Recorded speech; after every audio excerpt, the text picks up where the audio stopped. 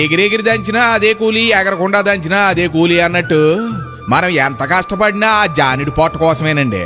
కానీ మన జానిడి పొట్ట కాంత బారెడి చేసి అసలు ప్రశాంతత లేకుండానే చేసేసుకుంటున్నామండి బాబు. ఏ కాదంటారా? మనలో మన మాట కుటుంబంలో అందరం కలిపి కూకుని భోజనం చేసి ఎన్ని రోజులైందండి? మన పిల్లలతో చిన్నపిల్లల్లా కలిసిపోయి మనస్ఫూర్తిగా ఆడుకుని అన్నాళ్ళయింది. ప్రశాంతంగా అన్నంలో గెంజేసుకుని ఆవకాయ ముక్క నంచుకుని తిని ఎన్ని యోగాలైంది కదా? ఇప్పుడు చెప్పండి, మనం కాలంతో పరిగెడుతున్నావా పారిపోతున్నావా అని? యాండే మన చిన్నప్పుడు మీకు గుర్తుందా? కాలం మనతో నడిచేదండి. బళ్ళోకి వెళ్ళేటప్పుడు మైకా సంచి భుజాన్ని దాలించుకుని మన ఫ్రెండ్స్తో ఎడ్ల బండి వెనకాల ఏలబడుతూ కబుర్లు చెప్పుకుంటూ వెళ్లే రోజులు గుర్తున్నాయా? కల్మషం లేని రోజులు ఎందుకు గుర్తుండో ఓ పాలి ఆ రోజుల్లోకి వెళ్ళొద్దామండి. రండి మరి. ఏడు పెంకులాట ఆడతా వరుసగా 7 పెంకులు పెట్టి బంతి అట్టుకుని కొడితే ఆతలోడు ఈపి విమానం మోత ఎక్కాల్సిందే. ఎంత దెబ్బ తగిలినా పగలో ప్రతీకారాలు లేకుండా పక్కపక్క నవ్వుకుంటా ఆడుకునేవాళ్ళం అండి. ఆ రోజులు మళ్ళీ వస్తాయంటారా? బళ్ళోకి వెళ్ళినప్పుడు పాసబెల్లకి ఏమన్నా తినాలనిపిస్తే ఇంటి దగ్గర నుంచి జంతుకులు మురుకులు జేబులో వేసుకుని మన పక్కోడికి కాకింగులతో చిన్న మొక్కెట్టి తిన్న రోజులు గుర్తున్నాయా? అద్భుతం అండి. గొళిక్కెలాట్లు ఆడేటప్పుడు మనం కొలిసే కొలతలు జాన బెత్తాలు ఇంకా గుర్తున్నాయి. ఇలా కొలిసి గొళిక్కాయని కొడుతుంటే చెట్లు పోవాల్సిందే.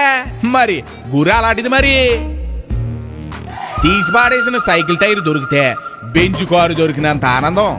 అప్పుడు చిన్న కర్రపొల మొక్కతో ఆ టైర్ని దొల్లించి పరిగెలాడుతూ ఉంటే ఆవేశం రాని రోజులండి. అక్కడ దూరం ఎంత అన్నది ముఖ్యం కాదు, టైర్ ఎలా దొల్లించామా లేదా అన్నది ముఖ్యం. ఆదివారం సెలవు వచ్చిందంటే చాలు బొంగరాల ఆటలతో ఈదులు అన్ని సందడిగా మారిపోయి అనుకోండి. అందులోనూ కలకత్తా బొంగరానికి ఓ ప్రత్యేకత ఉండేదండి. అది చేతుల్లో కూడా తిప్పేసుకునే వాళ్ళం. గుర్తొచ్చిందా? మరి అది సంగతి. ఇక పోతే 4 చింత పిక్కలను బాగా అరగదీసి గచ్చు కనపడితే చాలు అష్టశమ్మాలు గీసేసి తెగాడేసేవాళ్ళం అంటే నమ్మండి. ఆ గడిలో మహత్యం ఏటో గాని ఓ పోటీతత్వంతో నప్పులన్నీ మెదుపుకుంటా ఉండేవాళ్ళం అనుకోండి. అప్పుడు మన గాజు ముక్కలే మన ఆత్తి. ఇంకా మన ఈదిలో గంట మోగిందంటే బొంబాయి మిఠాయిడు వచ్చాడని అర్థం. అక్కడితో ఆగేవాళ్ళమా ఏటి? వెంటనే వెళ్ళిపోయి వాసీలు ఉంగరాలు గులాబీ పూలు బొంబాయి మిఠాయితో చేయించుకుని చేతికి పెడతా ఉంటే నిజంగా బంగారంతో చేసిన వాటిలాగా చూసుకుంటా మురిసిపోతా తినేసేవాళ్ళం అంటే నమ్మండి. ఇక గూటి బిళ్ళగాడికి వస్తే ఆట ఆడటం మొదలెట్టామంటే కోట్టలోకి బిళ్ళ 10 లాలాలు అవతల పడాల్సిందే.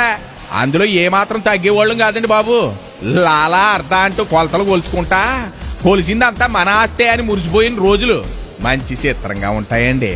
మరి మన చిన్నప్పుడు పావలా పట్టుకుంటే చాలు నిమ్మతోనలో పుల్లైసు ఐస్ ఫ్రూట్స్ పల్లీలు పల్లీ అచ్చులు ఇలా అన్ని మన సొంతం. మళ్ళీ మళ్ళీ కావాలన్నా అలాంటి రోజులు వస్తాయా ఏటి చెప్పండి? యాండోయ్ మీకు గుర్తుందా? 5 పైసలకి 5 గొట్టాలు 10 పైసలకి 10 గొట్టాలు ఏళ్ళకి పెట్టుకుని కరకరలాడుతా తింటా ఉంటే నా సామి రంగా ఆటి రుచి ఏటికి రాదండి. గొట్టాలా మజాకానా? మరి ఆ రోజుల్లో సైకిల్ నేర్చుకోవడం అంటే పెద్ద పనేనండి. అదేంటో దెబ్బ తగిలితే కానీ నీకు సైకిల్ రాదు రోయ్ అనేవారు. అలాగే దెబ్బ తగిలిది సైకిల్ వచ్చేది. ఎక్కడున్నా గోడకి సైకిల్ జారైతే చాలు జుమ్మునే వేసుకుని వెళ్ళిపోయేవాళ్ళం.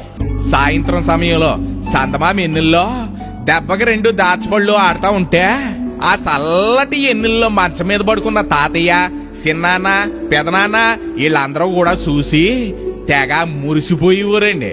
అది అసలైన ఆనందం అంటేనే. అందుకే మానసిక ప్రశాంతతకు దగ్గరగా ద్వేషాలకు దూరంగానే ఉండేవాళ్ళం, ఆరోగ్యంగా ఉండేవాళ్ళం. ఇగో వీటిని చూస్తున్నారా? వీటి పేరు మర్చిపోయాను గాని గిరగిర గిరగిర గిరగిర దిప్పిలు ఆగుతూ ఉంటే సుర్రు సుర్రు సుర్రుమని విష్ణుమూర్తి చేతిలో సుదర్శన చక్రం లాగా తెగ తిరిగేసేదండి. అలా తిప్పి తిప్పి తిప్పి లాస్ట్ కి నోట్లో ఎట్టుకుని చప్పలంతా ఇంటికి వచ్చేసేవాళ్ళం. ఆ బిళ్ళ పేరు పెప్పర్మెంట్ బిళ్ళ అనుకుంటాను. ఇప్పుడు కార్పొరేట్ స్కూల్ అని గొప్పగా చెప్పుకుంటున్నారు కానండి అప్పుడు కాకులు వాలి చెట్ల కింద ఉన్న పాఠాలు ఇప్పటికీ గుర్తున్నాయండి. ఆ చదువులు మనకి ఇలువలు నేర్పించే మరి. ఇప్పుడు చదువులు మార్కులు రావాలని నేర్పిస్తున్నాయి. ఆ రోజులే రండి. అప్పటి రోజుల్లో 1 పైసా, 2 పైసలు, 3 పైసలు, 5 పైసలు, 10 పైసలు, 20 పైసలు ఇవి ఉంటే చాలు మనం లక్షాధికారి అయిపోయినట్టు ఫీల్ అయిపోయి తెగ ఆనందించేసి వాళ్ళం. ఎందుకంటే మన చేతి నిండా అన్ని బిళ్ళలో అచ్చులు బిస్కెట్లు వచ్చి మరి. అప్పుడు అయ్యే గొప్ప.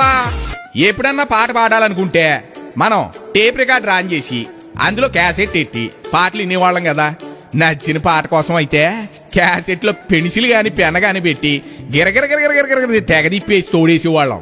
ఇలా మీలో ఎంతమంది చేసారో ఆలోచించండి మరి. హాయ్. ఇక మన బ్లాక్ అండ్ వైట్ టీవీకి ఒక బాక్స్ ఉండేది. ఆ బాక్స్ కి 2 తలుపులుండి తెరిచిన తర్వాత కానీ టీవీ కనిపించేది కాదు.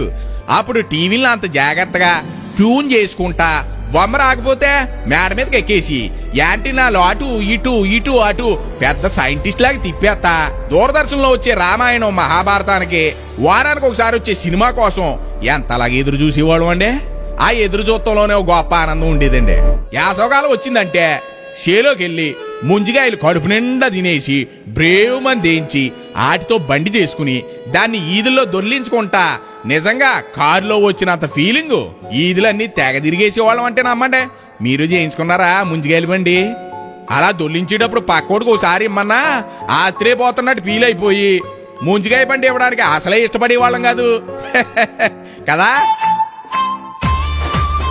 ఇక మన అమ్మమ్మ గారు ఊరు వెళ్ళాలన్నా నానమ్మ గారి ఇంటికి వెళ్ళాలన్నా రైలు బండి మీద వెళ్ళడం అంటే అబ్బో ఎంత ఇష్టమో. ఎందుకంటే అది గుఫు గుఫు గుఫు మరి పొగ వదులుతా పరిగెడతా ఉంటే ఆడితో పాటు చెట్లు అన్ని వెనక్కి వెళ్తా ఉంటే ఆ దృశ్యం చూడడానికి ఎంత ఆనందంగా ఉండేదో.